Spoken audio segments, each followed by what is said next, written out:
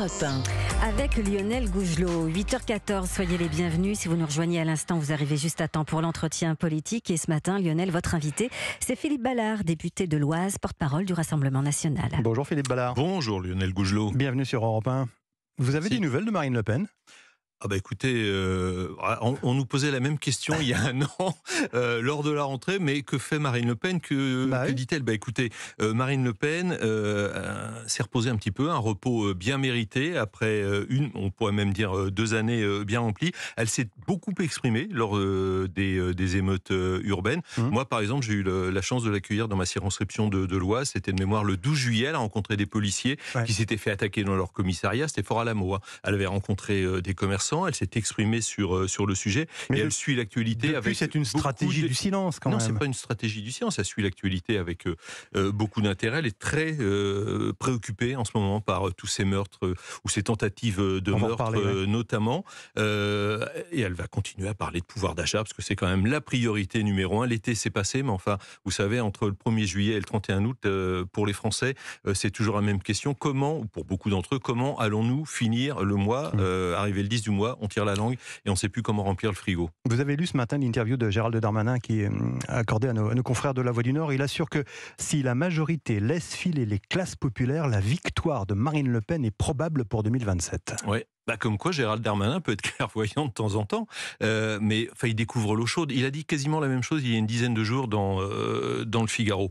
Vous avez 2 blocs en France, c'est assez simple à comprendre. Il y a un bloc qui est incarné par Marine Le Pen, par le Rassemblement national, qui parle et qui respecte surtout les Français. Souvenez-vous, en septembre 2021, au début de la campagne présidentielle, Marine Le Pen avait mis en thème numéro 1 le pouvoir d'achat. Il y a 2 ans. C'était la seule à parler d'insécurité, insécurité physique, parce que je pense qu'on en parlera. Il y a une agression gratuite toutes les 40 secondes en France. Insécurité culturelle. Elle parlait d'immigration. Et de l'autre côté, vous aviez un autre bloc incarné notamment par Emmanuel Macron et sa majorité, dont Gérald Darmanin fait partie. Eux, ce sont les gagnants de la mondialisation, puisque Gérald Darmanin justement, en parle. Gérald Darmanin dit que c'est pas avec les gagnants de la mondialisation qu'on fera 51% des voix. C'est très bien de faire le constat. Mais après, il faut mettre la politique en adéquation avec ses propos, la politique qu'il mène. Mais c'est pas nouveau, parce que là, on parle d'Emmanuel Macron, de Gérald Darmanin depuis 2017, mais vous savez, je sais que les auditeurs d'Europe 1 sont férus d'histoire politique, vous vous souvenez de Terra Nova, c'est un think tank, comme on dit en très mauvais français, une boîte à idées, avait conseillé à la gauche, notamment au Parti Socialiste, d'abandonner les classes populaires, les classes moyennes, les ouvriers, au profit des minorités. Les Français sont clairvoyants, ils connaissent leur quotidien, ils connaissent leurs préoccupations de tous les jours. Encore une fois, c'est le pouvoir d'achat, c'est l'insécurité, c'est l'immigration.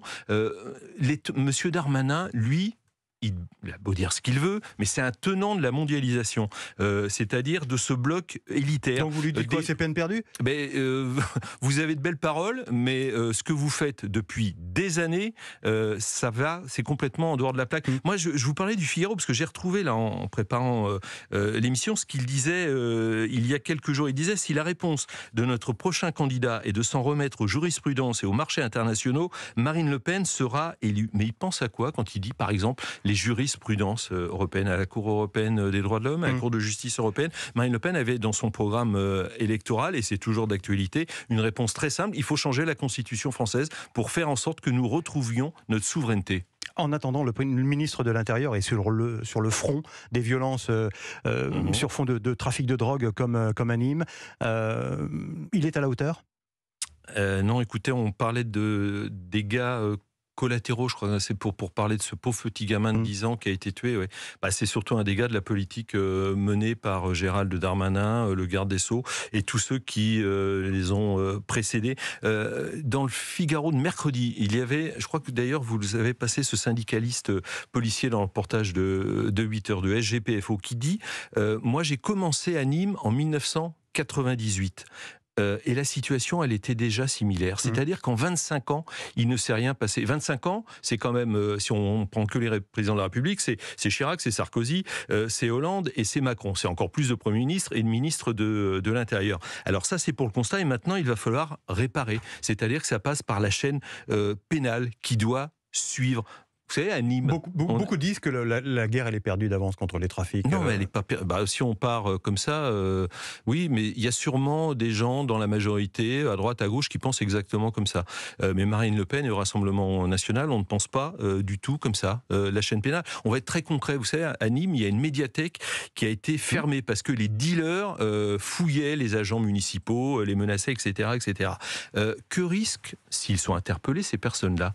Quelques mois de prison avec sursis, il y a le magistrat qui va lui dire « Oh là là, hein, c'est pas bien ce que vous avez fait, faut surtout pas recommencer ». Non, il faut avoir de la prison ferme pour ces individus. Et si les peines encourues à l'heure actuelle ne sont pas suffisantes, on peut rehausser, mais pourquoi pas 5 ans 10 ans ferme, ça fera peut-être un petit peu réfléchir. Puis il faut avoir une politique migratoire qui va dans la même veine, puis une coopération internationale. Vous savez, 70% du cannabis provient du Maroc. On peut peut-être aller voir les Marocains et leur demander de coopérer un peu mieux. Philippe Ballard, Emmanuel Macron réunira la semaine prochaine tous les chefs de parti pour susciter des convergences sur un certain nombre de sujets. C'est la grande initiative politique de la rentrée. La famille, l'école, le service national universel. Vous accepterez cette main tendue? Quand je dis vous, c'est votre président, Jordan Bardella? Jordan Bardella a répondu hier dans une interview au Point. Il a dit « J'irai sans illusion ». Mais on incarne, Marine Le Pen le dit depuis qu'il y a 88 députés Rassemblement national à l'Assemblée nationale, une opposition ferme et constructive. Il ne peut pas y avoir des sujets sur lesquels vous seriez d'accord pour une fois. Attendez, il y a quand même quelque chose d'exceptionnel, parce que vous rappeliez quelques thèmes. Il y a une interview d'Emmanuel Macron dans le Point, plusieurs pages. Ouais. À aucun moment, il ne parle du pouvoir d'achat et de l'inflation.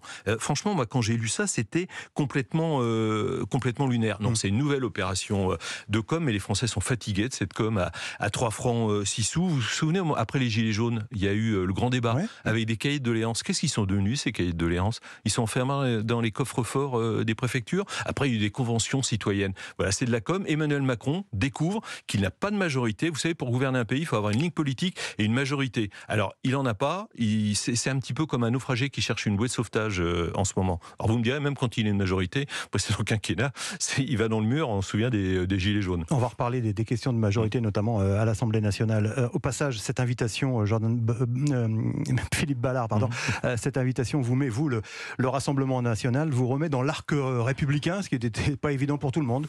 Écoutez, si on est exclu, effectivement, il y a un moment, l'Élysée a fait savoir que nous n'étions pas dans cet arc républicain. Eux, ils sont dans l'arc de l'incompétence. Mais c'était se priver de 42% de Français qui avaient fait confiance à Marine Le Pen, 13 millions de Français. Donc comment peut-on vouloir rassembler les Français? Vous savez, je vais reprendre les mots de Madame de la Première ministre, Elisabeth Borne, qui nous dit on va être dans la co-construction, on va être à l'écoute, on va être dans la bienveillance. Résultat, on a le 49-3. Donc d'un seul coup, vous allez avoir le 30 août, Emmanuel Macron qui réunit les chefs de parti. Et puis, dans quelques semaines, vraisemblablement, parce qu'Elisabeth Borne l'a quasiment annoncé ouvertement sur une chaîne d'infos en continu il y a un mois, le 49-3 pour le projet de loi de finances, le projet de loi de finances sécurité sociale et peut-être le projet de loi immigration. Ça veut dire quoi? Ça veut dire qu'on va retrouver exactement le même climat à l'Assemblée nationale que lors du printemps dernier? C'est-à-dire qu'il y aura des motions de censure, comme je le disais hier, avec un autre interlocuteur, des motions de censure qui ne censurent rien, quoi, finalement. On verra l'attitude des LR. On verra l'attitude des Républicains. Vous savez, nous, il y a une motion de censure qui a échoué à 9 voix près, qui avait été déposée par le groupe Lyot. Écoutez, si les Républicains s'inscrivent dans l'opposition à Emmanuel Macron, à sa politique néfaste pour la France et les Français, ils voteront peut-être la motion de censure. Et ça, c'est à eux qu'il faut poser la question. Si un jour, ils ont un peu de courage. Le recours au référendum sur certains sujets, là, vous pourriez applaudir dès demain. Très bien. Alors, attendez, déjà, quel thème? On va soumettre quoi au référendum? Bon, voilà. Tiens, les retraites, ça serait pas mal de soumettre un référendum aux Français de la question des retraites. Et Marine Le Pen, le Rassemblement national, vous savez qu'on est des fervents partisans du référendum. Alors, à condition qu'on respecte le résultat. Parce que je renvoie à 2005, quand même, sur la Constitution européenne. C'est le non qui l'emporte à 55%. Puis, comme ça plaît pas à ceux qui ont instauré ce référendum, c'est directement poubelle. Et puis après, ça passe par le Congrès et on a le résultat exactement inverse. Donc il faut respecter. Ce que demandent les Français, c'est pas compliqué, c'est qu'on les respecte. Voilà. Et ça, Marine Le Pen et le Rassemblement national respectent les Français, ce que ne font pas les autres. Sur quel sujet souhaiteriez-vous qu'il y ait un référendum? Écoutez, les retraites, non, mais je pense que c'est le 30 août. Jordan Bardella réfléchit et proposera peut-être des initiatives au chef de l'État. Mais enfin, ça vous a pas échappé, c'est pas nous qui sommes au pouvoir pour l'instant. J'entends bien, mais il pourrait y avoir des choses que vous souhaiteriez mettre sur la table. Des référendums, oui, tout à fait. Mais des référendums. Là, sur l'immigration, on a compris que c'était un projet de loi qui pourrait passer, entre guillemets, évidemment, avec le 49-3, grande preuve de démocratie. Il n'y a rien qui pourrait être sauvé dans ce qui se dessine justement sur ce projet d'immigration. Mais non, c'est le en même temps. Enfin, je veux dire, quand on nous dit, parce que les propos d'Emmanuel Macron dans Le Point hier sur l'immigration, enfin, il dit l'inverse et son contraire. Hein, c'est quand même du en même temps, mais grande classe. Alors, quand on nous dit qu'il va falloir régulariser les clandestins dans les métiers entre guillemets, en tension, je pense par exemple à la restauration, mais c'est non. C'est non. Voilà, on n'a pas régularisé des gens qui se trouvent en situation irrégulière sur le territoire national. Est-ce que vous vous rendez compte de l'appel d'air que ça va provoquer? Parce que les mafias vont avoir beau jeu d'aller voir dans les pays, effectivement, où les gens sont en difficulté, mais venez en France. Même si vous arrivez sans papier, on va vous trouver un petit travail et vous serez régularisé, et puis vous pourrez faire venir vos familles dans quelques temps. C'est non. Non sur cette mesure, j'ai l'impression que ça sera non sur beaucoup aussi de propositions du gouvernement. Ferme et constructif. Je veux dire, ça nous est arrivé, je pense à la LOPMI, sur la loi d'orientation et de programmation du ministère de l'Intérieur, la loi de programmation militaire. On peut voter des textes, mais un projet de loi, il y a des articles qui nous plaisent, d'autres qui ne nous plaisent pas. Et puis, in fine, on vote ou on ne vote pas le projet. Merci Philippe Ballard. Merci d'avoir accepté l'invitation d'Europe 1 ce matin.